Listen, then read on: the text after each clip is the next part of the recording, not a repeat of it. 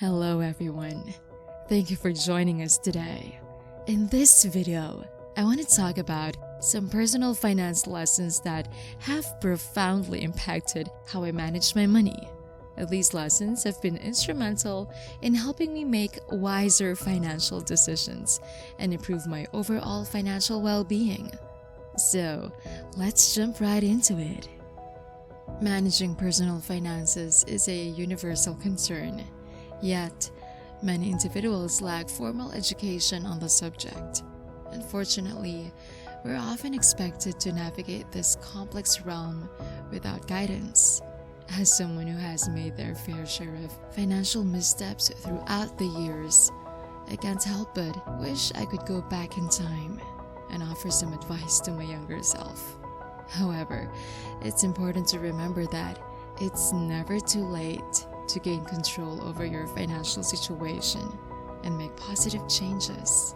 And the first personal finance lesson you need is understanding the psychology behind financial behaviors and attitudes. To better understand our financial behaviors and attitudes, we need to recognize the deep emotional connection we have with money. Money evokes happiness, security, shame, stress, and more. These emotions often stem from our past experiences and social conditioning around money. If money was scarce for you growing up, you may have more anxiety about spending now. If you grew up in abundance, you may see money as a source of freedom. Our unique money mindsets shape how we interact with our finances. In addition to emotions, our financial decisions are also influenced by unconscious cognitive biases. These biases act as mental shortcuts or blind spots that can lead to irrational choices. One example is the sunk cost fallacy, where we continue investing time or money into something that isn't working out simply because we've already invested so much. This bias can result in overspending or poor investment decisions. How we frame money and financial goals in our minds also affects our financial behaviors. For example, a product stated as 40% off seems more appealing than the same product at the total price, even though the discount is the same. Positively framing your money mindset can also boost motivation.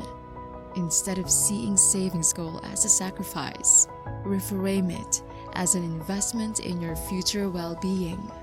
Social comparison also influences financial decisions. We judge our money situation based on what others around us have. A neighbor buying a fancy new car can make us feel inadequate and tempt us to overspend, or it may motivate us to reach higher financial goals.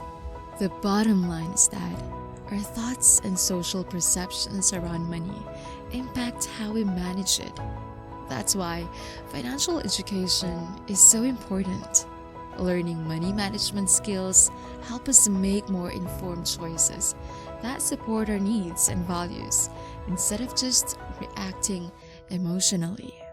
Another personal finance lesson you need to change your life is knowing how to manage your funds.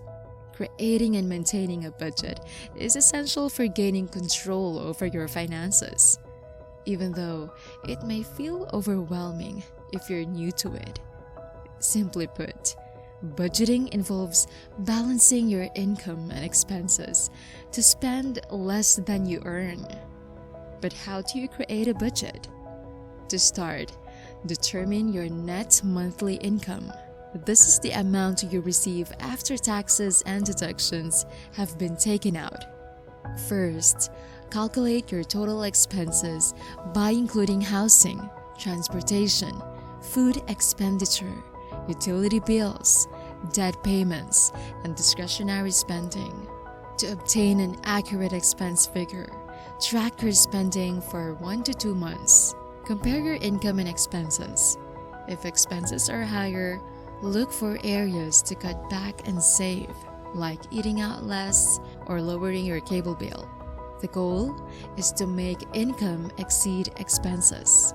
Once you have established a budget, it is important to strategically prioritize and pay off your debts. Follow these steps to effectively manage your debt. First, create a comprehensive list of all outstanding debts and note their respective interest rates. Ensure that you make the minimum payments on all accounts, and if possible, allocate any additional funds towards paying off the debt with the highest interest rate first. This is known as the debt avalanche method. Also, beware of maxing out credit cards. Using over 30% of your credit limit can hurt your credit score. So keep balances low and pay off cards in full each month if you can. Our next finance lesson is always to invest in yourself. If you want to increase your wealth, one of the most valuable investments you can make is in yourself. By devoting resources and effort to enhancing your skills, health, and knowledge, you enhance your earning potential in the present and ensure future growth. Here are some helpful tips. First, create a personal spending plan to align expenses with your goals. Track your saving and spending habits in an app or spreadsheet. This gives you control over where your money goes so you can prioritize investing in yourself. After that, prioritize investing in your most valuable asset, your health. Incorporate healthy eating habits, regular exercise, and adequate sleep into your self-investment plan. You'll increase focus and productivity by taking care of your body and mind. Consider increasing your income through education, training, or starting a profitable side hustle.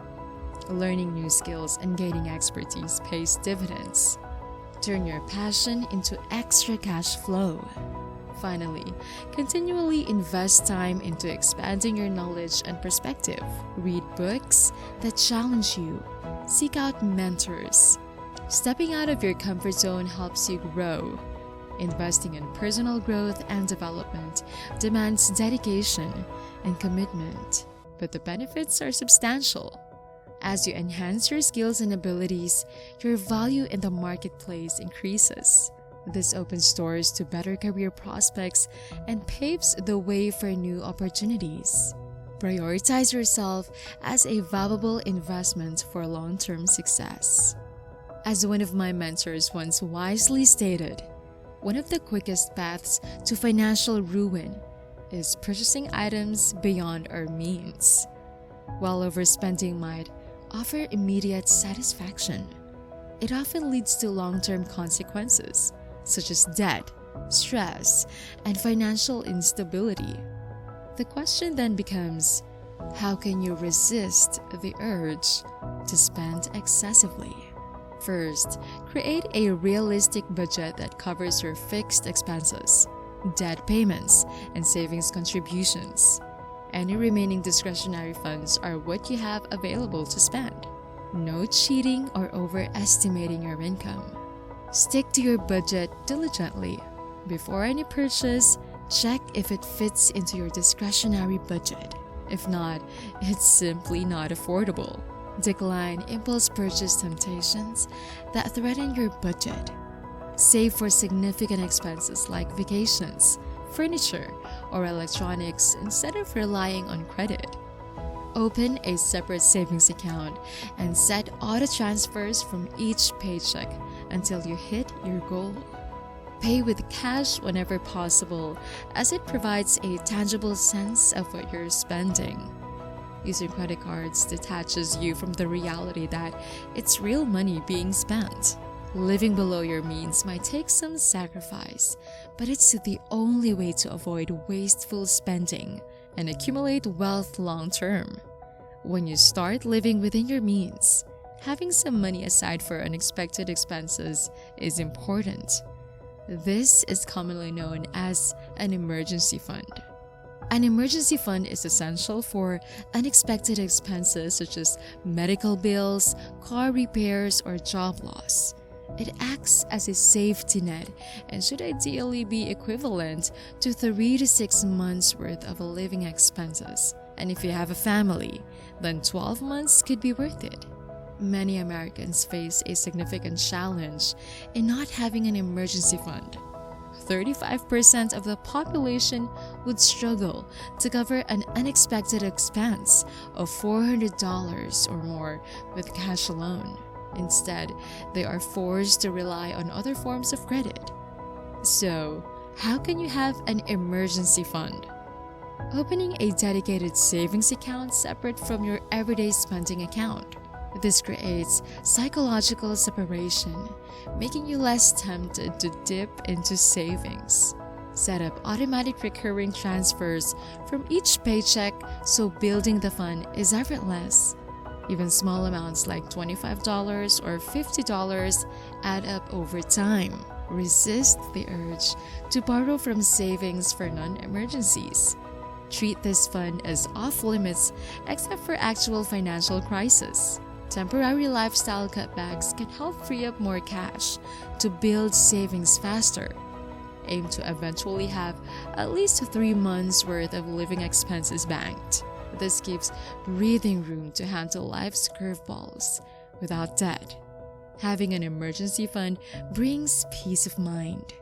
If the unexpected happens, you'll sleep easier knowing you have a financial safety net. Be disciplined and make it a priority. Your future self will thank you.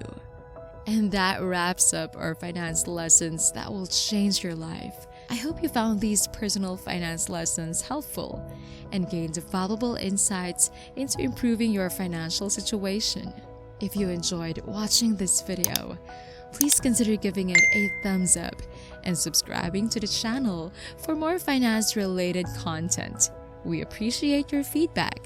Please comment below on any specific personal finance topics you would like us to cover in future videos. If you have any more money-related questions or need assistance, feel free to share them. We value and welcome your suggestions. Also, hit that notification bell so you never miss new videos and financial tips. Help me spread the word by sharing this video with your friends and family if you found it helpful. Thanks so much for watching. We appreciate every one of you. Remember, financial freedom starts with an adaptable mindset. See you in the next video. Cheers!